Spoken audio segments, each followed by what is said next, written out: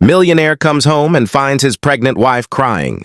David Wittmann thought he had built the perfect life, but nothing prepared him for the day. He walked in early and found his young wife, Aisha, sobbing, her body covered in fresh bruises. Through her tears, she asked, "Am I ugly? Am I a monkey? Don't I belong in your class?" Those words cut deeper than any betrayal in business. When David checked the hidden cameras, what he uncovered inside his own home shattered him. Proof that the cruelty wasn't coming from strangers at all. And when he set a trap, the truth that unfolded nearly destroyed his family name forever. Before we go any further, we'd love for you to hit that subscribe button. Your support means the world to us, and it helps us bring you even more powerful stories. Now let's begin. The Wittmann estate looked immaculate from the outside. A manicured lawn stretched towards stone steps, and tall windows reflected the last sliver of sunset. To anyone passing by, it was the picture of elegance. But inside, silence sat heavy, as if the house itself was holding its breath. David Wittmann eased the door shut behind him, suitcase dropping against the polished oak floor with a soft thud. He loosened his tie the way he always did, slow, deliberate. Each motion meant to quiet the storm that came with running empires. He was home earlier than usual, but even then the place felt lifeless. No laughter, no faint music, not even the soft hum of a television left running for company. Just stillness broken only by the faint tick of a clock somewhere down the hall. His eyes caught a scarf draped carelessly over a chair, violet with tiny embroidered edges. It smelled faintly of cardamom and vanilla when he picked it up, a scent that always lingered near his wife, Aisha.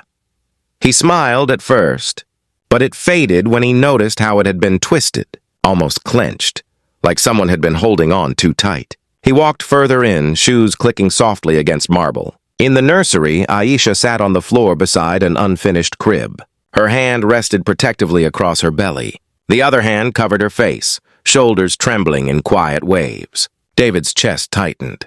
"Hey." His voice cracked a little, softer than he meant. Aisha turned quickly, brushing at her cheeks. Her makeup couldn't hide the faint shadow of a bruise blooming along her jaw. She gave him the same explanation she always did. Something about slipping, an accident, nothing worth fussing over. He crouched beside her, reaching for her hand. She let him hold it, but her fingers stayed stiff, trembling against his palm. Through the open window, the faint chatter of two staff members drifted in from the garden. Their voices carried in whispers, the kind people used when they thought no one important was listening. Poor madam. She doesn't smile like she used to. "Don't say it too loud. The old lady comes by too often?" People notice things. The words hit David like grit in his throat. He wanted to step outside and demand answers, but instead Hess stayed kneeling by Aisha.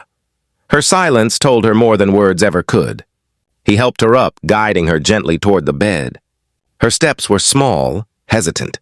When she finally laid down, she faced a wall instead of him. David sat in the chair beside her, hands gripping the armrests until the leather creaked.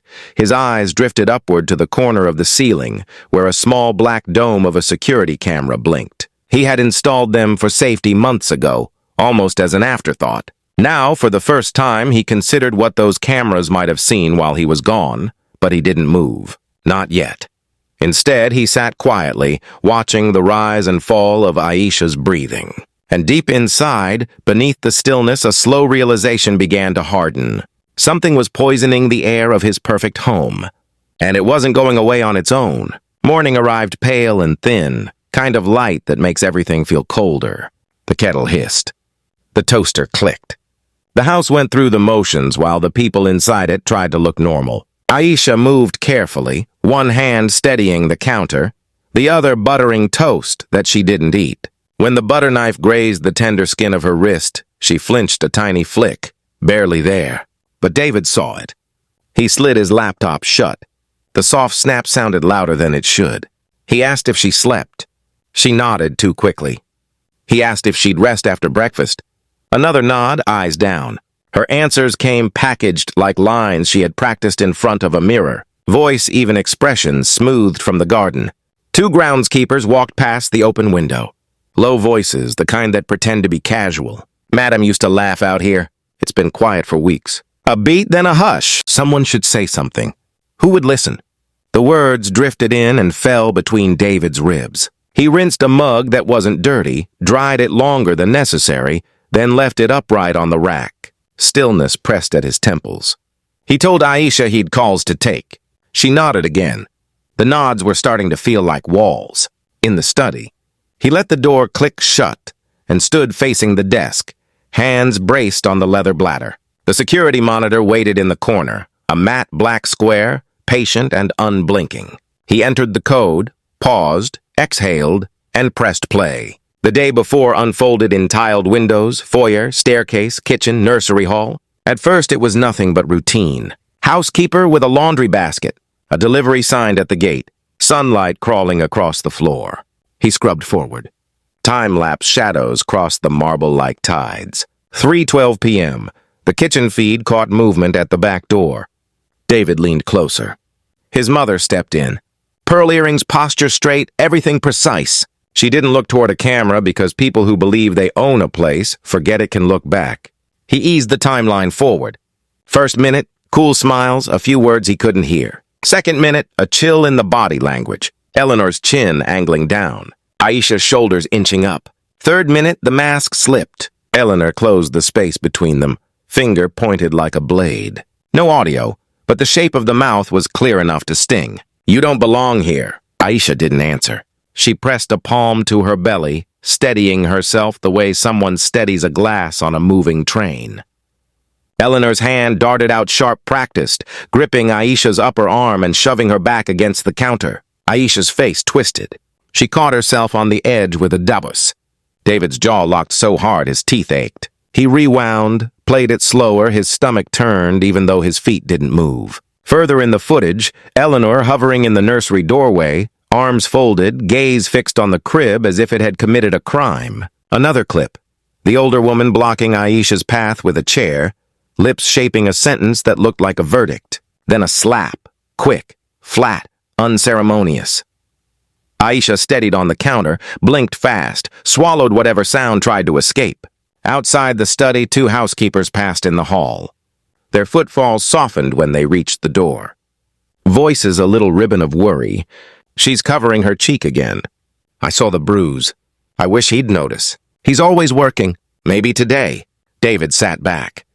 The leather groaned under his weight. He stared at the paused frame.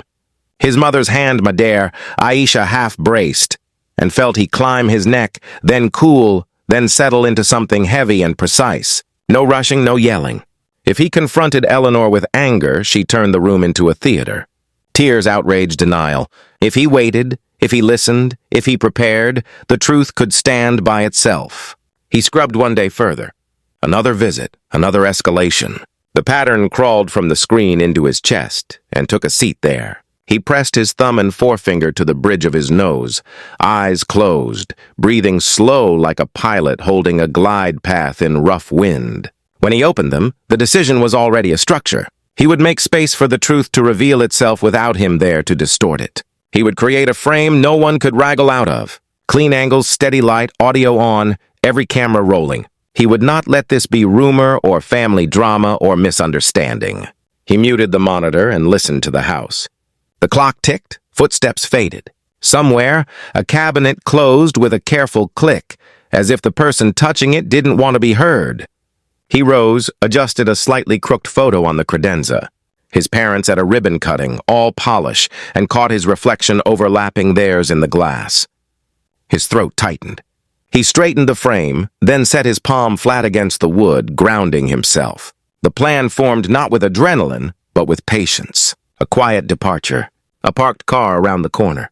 Eyes on the feeds, phone in hand, timing set. Not a trap out of spite. Proof out of necessity. For Aisha, for their child, for the air inside this house to be safe again. He powered down the screen, the image shrinking to a pinprick of light before going black. The room felt colder. He stood there a moment longer, hands at his sides, knuckles softening. Then he stepped back into the hallway, face calm, voice even carrying a decision he wouldn't put down.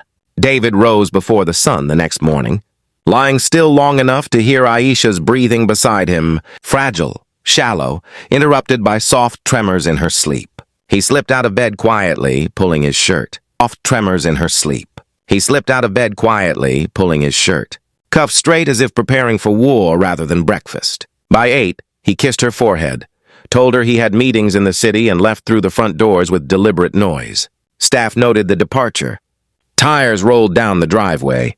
The estate fell quiet again, but he didn't drive far, just a turn around the block, a stop beneath a broad oak where branches draped the roof of his car. From there, his tablet glowed, live camera feeds lining up in sharp rectangles. He leaned forward, jaw tight, waiting.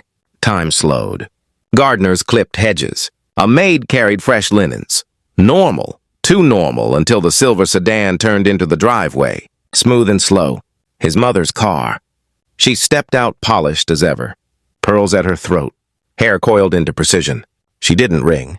She used her key inside. Her heels tapped across marble. Measured. Rehearsed.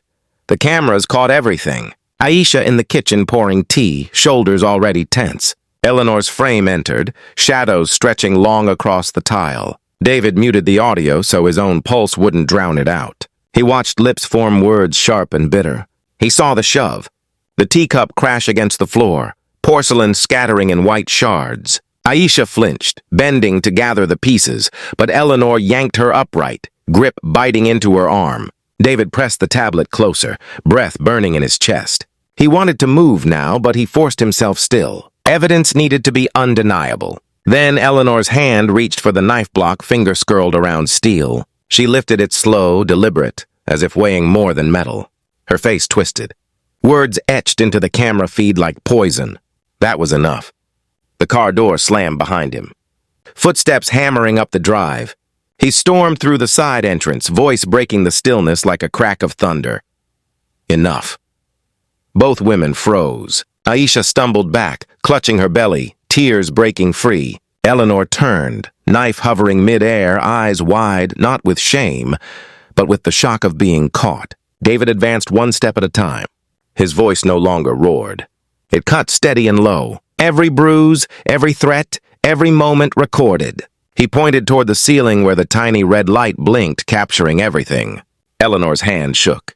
The knife clattered to the counter, ringing sharp against marble before rolling to stillness. Her mask cracked, rage slipping into fear. David reached Aisha, wrapped his arm around her trembling frame, pressed to his chest. He glared at the woman who had raised him, the woman he thought he knew. For a moment, the silence was louder than any shout, and then distant, growing. The sound of sirens rolling closer, cutting through the air outside. The sirens grew until blue and red lights painted the windows. Tires scraped the gravel drive, doors slammed, and the polished calm of the estate fractured under the weight of authority. 2 officers stepped into the foyer, voices low but clipped with purpose. Their presence filled the house like a tide. David kept his arm around Aisha, guiding her to the chair near the wall. She clung to him, breath sharp, her face buried against his chest. He smoothed her hair with slow, steady strokes, whispering promises he hadn't spoken aloud until now. Eleanor stood at the counter, pearls crooked, face pale, but still trying to hold the posture of a matriarch. She opened her mouth, but nothing came. The knife glinted inside a plastic evidence bag, now already sealed. David handed the officers his tablet. They watched in silence, the footage playing out with brutal clarity. Every shove, every slap, every word that carved into Aisha's soul. When the clip ended, the officers turned, not questioning, not hesitant. They cuffed Eleanor with calm hands, but the sound of metal snapping shut ricocheted through the marble halls. Neighbors had gathered outside the gate, whispers curling like smoke. "So it's true," one woman murmured. "All those bruises weren't accidents." Another shook her head slowly. "Money doesn't clean everything." Not this. David didn't look at them. His focus was only on Aisha, her trembling hand clutching his sleeve. He knelt in front of her, locking his eyes with hers. "You're safe now. I swear it." His voice cracked, not from weakness, but from the weight of meaning. Eleanor was led out past the cameras she'd ignored, her empire shrinking with every step. Her face flashed pale under the lights, a portrait of a legacy undone. Weeks later, the headlines faded. Eleanor's name fell into court schedules and medical reports. David never visited. Some ties weren't meant to mend. Inside the estate, the air felt different, no longer heavy. The nursery walls gleamed with new paint, soft and warm. A crib stood ready, sunlight spilling across polished wood. And in that quiet, David and Aisha breathed together, steady, unbroken. For David, wealth wasn't numbers on screens anymore. It lived in moments. The curve of Aisha's smile slowly returning. The faint kicks of life stirring under her hand. Love stronger than legacy. Love chosen every day. Because sometimes the bravest thing a man can do is stand against his own blood so the family he builds can finally live in peace. And that's the powerful reminder the story leaves us with. Sometimes the greatest battles aren't fought in boardrooms or on the streets, but right inside our own homes. If you were moved by David's choice to stand by love over legacy, make sure to hit subscribe and turn on notifications so you never miss more stories like this. And if this touched you, drop a comment below. I'd love to hear your thoughts. I'd love to hear your thoughts.